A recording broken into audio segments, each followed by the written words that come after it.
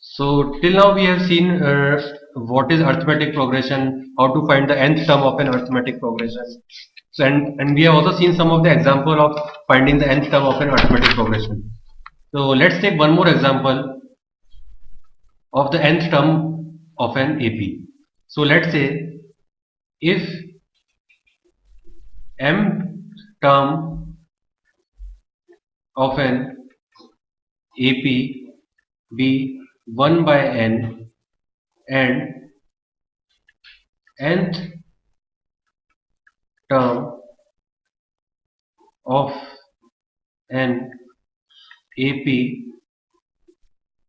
be 1 by m, then show that the mth term of the same AP is 1. So it means it is given that mth term of some AP is 1 by n and nth term is 1 by n. So we have to show the mth term of the same AP is 1. So how to solve it? As we have seen the formula for finding the nth term of an AP. So what was the formula? It is an is equal to a plus n minus 1 into d. So as it is given the mth term of an AP, so in place of n we'll take it as m. So mth term will become a plus m minus 1 into d, which is equal to 1 by n. So this is the first equation, and in the same way it is given that nth term of an AP is 1 by m. So a nth term is a plus n minus 1 into d is equal to 1 by m, which is the second equation. So now we have to solve this two equations, and we have to find out the value of a and d, because we have to prove that the mth term of an AP is equal to 1. So if we take the mth term of an AP, it is equal to a mn is equal to a plus mn minus 1 into d. So as we see that we have to find out the value of a and d, and we have to keep the value of a and d in this equation, so we can find out the value of mth term. So there were two equations that we have already seen. First equation is a plus m minus 1 d is equal to 1 by n, and a plus n minus 1 d is equal to 1 by n. So now we will subtract these two equations. So subtract second from 1. So we are subtracting the second equation from the 1, or you can also subtract the first equation from the second. Anyway, in any case you can get the same result. So we are subtracting the second equation from the first. So what we will get is, the first equation was a plus m minus 1 and m minus 1 d is equal to 1 by n.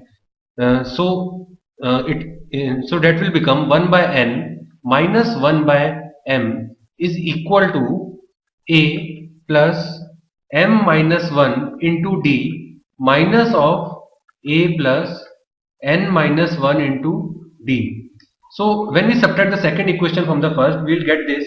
So now we have to solve this thing, and we have to find the value of a and d. So when we solve it, what we will get is m minus n upon mn is equal to a plus m into d minus d minus a minus n into d and plus d. So as we see in this equation that there are two terms which are same but of the opposite sign. So there is a which is of opposite sign. One is of positive and one is of negative sign. In the same equation there is d which is of opposite sign. One is positive, one is negative.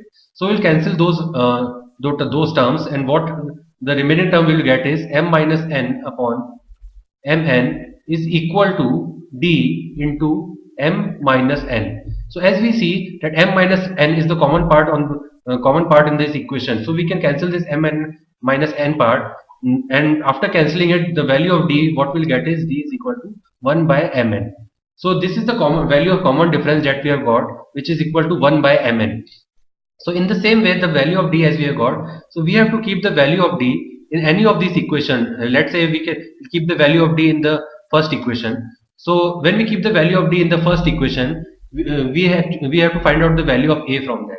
So the value of d in the, so what was the first equation? First equation was a plus m minus 1 d is equal to 1 by n. So as we keep the value of d in this equation, what we'll get is a plus m minus 1 d is 1 by mn, which is equal to 1 by n.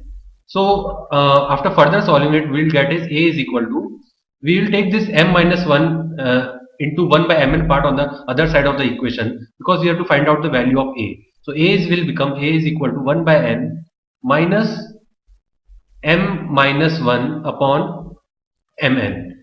So as we remove the bracket part, what we'll get is 1 by n minus 1 by n plus 1 by mn. So 1 minus, as n is common and both are of opposite sign, so we'll cancel those part.